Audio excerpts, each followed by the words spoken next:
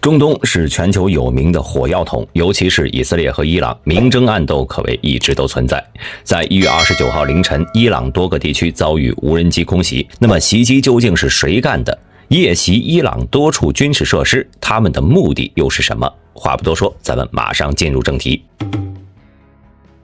当地时间1月29号凌晨，伊朗国家电视台报道，位于伊朗伊斯法罕省首府伊斯法罕市一家国防企业传出巨大的爆炸声，伴随着还有巨大的火球。之后又有报道称，包括伊朗首都德黑兰、卡拉季等地呢，大约共有14处设施遭到无人机轰炸。由于当天被袭目标只对伊朗军事相关设施造成破坏，并不针对当地民众，因此可以断定这并不是恐怖袭击。根据大兵查到的信息，1月28号夜晚23点30分，伊斯法罕市共发生2次爆炸，其中第一次爆炸地点呢位于伊斯法罕市内的一家生产弹药的工厂，另一起爆炸地点则是一家无人机生产厂。有消息称，这家工厂是伊朗摩哈杰系列无人机以及12系列自杀式无人机的装配中心。而由于伊斯法罕省是伊朗的核军工重地，拥有离心机设施以及铀浓缩提炼等设施，或许正是因为这一点，才使得这个地区成了被优先打击的重点地区。在事件发生后呢，伊朗国防部发表声明称，2起袭击均为无人机所为。参与伊斯法罕市袭击的无人机共有3架，其中1架被该军事中心的防空系统成功拦截，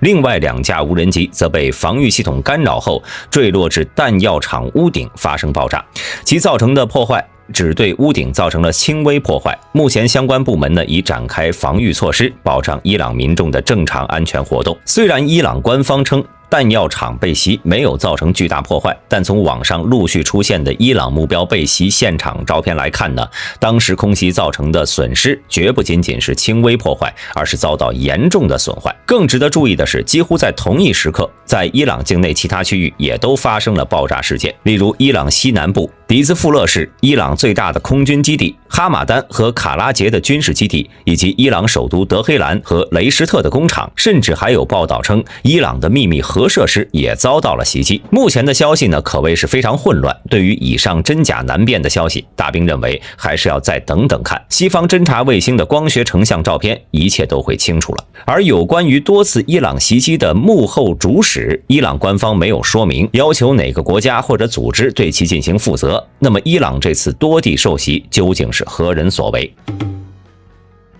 目前网上的舆论倾向基本都是偏向这次袭击是以色列实施的，甚至还有说是沙特阿拉伯默许的。咱们先来说以色列，之所以网上猜测是以色列干的，原因在于几天前耶路撒冷地区连续2起严重的枪击事件，导致多名以色列人丧生。对此，以方总理内塔尼亚胡表示将对此发起报复。如今从伊朗的大爆炸来看呢，其显然这就是被报复的对象。另外呢，一直以来以色列对伊朗无人机其实是比较忌惮的，因为伊朗经常向叙利亚阿拉伯军队以及黎巴嫩地方武装提供自己的无人机和巡飞弹。对于以色列来说呢，这是迫在眉睫的威胁，所以以色列空军经常在叙利亚境内空袭伊朗无人机存放点或者组装厂之类的目标。现在空袭伊朗境内的无人机制造厂也十分合理。那如果真的是以色列使用无人机空袭伊朗，他们是如何做到的？前面咱们曾提到有人怀疑这次袭击是沙特默许的，但大兵认为这个可能性不大，反倒是邻近的阿塞拜疆很有可能参与其中了。毕竟阿塞拜疆和伊朗之间呢一直都有领土矛盾，以色列要是从阿塞拜疆境内袭击伊朗，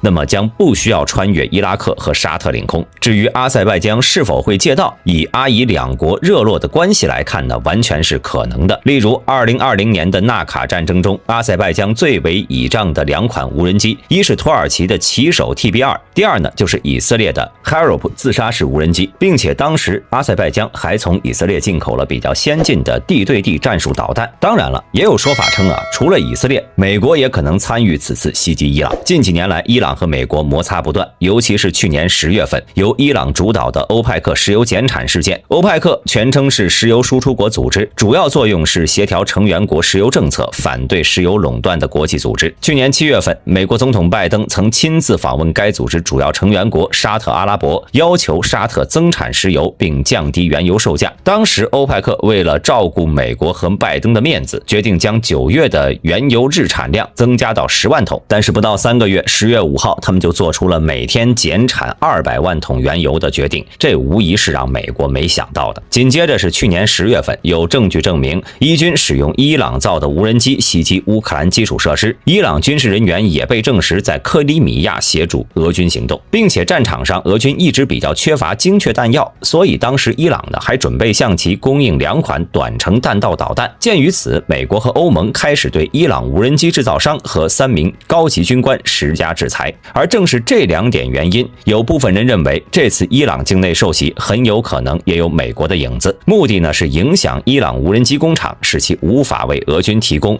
Shahed 136此类自杀式无人机，并且借此警告伊朗。伊朗这款无人机呢，大兵之前专门介绍过，感兴趣的朋友可以了解一下。有关上面美国参与袭击伊朗的说法，大兵认为也有点牵强了。准确的说，应该是这些人臆想美国参与的目的不够充分，因为查阅资料后呢，大兵发现这次伊朗伊斯法罕市内第2次受袭的无人机制造厂应该是给伊朗无人机做配套生产的，至于是不是总装厂目前还不清楚，并且伊朗无人机制造似乎有很好的保密性和分散性的原则，例如他们一些卖给叙利亚的无人机会在伊朗境内加工成半成品，再以散件的形式分散运到叙利亚组装起来，以及他们和俄罗斯的无人机交易，伊朗似乎是直接把相关的技术资料卖给了俄罗斯，让俄军工厂自行制造无人机。因此炸这么一个工厂，对伊朗给俄军提供无人机根本制造不了多少麻烦。此外呢，经过实战证明，俄军使用伊朗自杀式无人机袭击乌军的战术整体战果并不理想。乌军通过在机动车辆上加装机枪，拼凑成防空车和自家的 ZU-234 什勒喀河4连23毫米自走高炮以及各国军援的自行高射炮就能轻松应对。例如有德国媒体报道说，一辆援乌的猎豹高射炮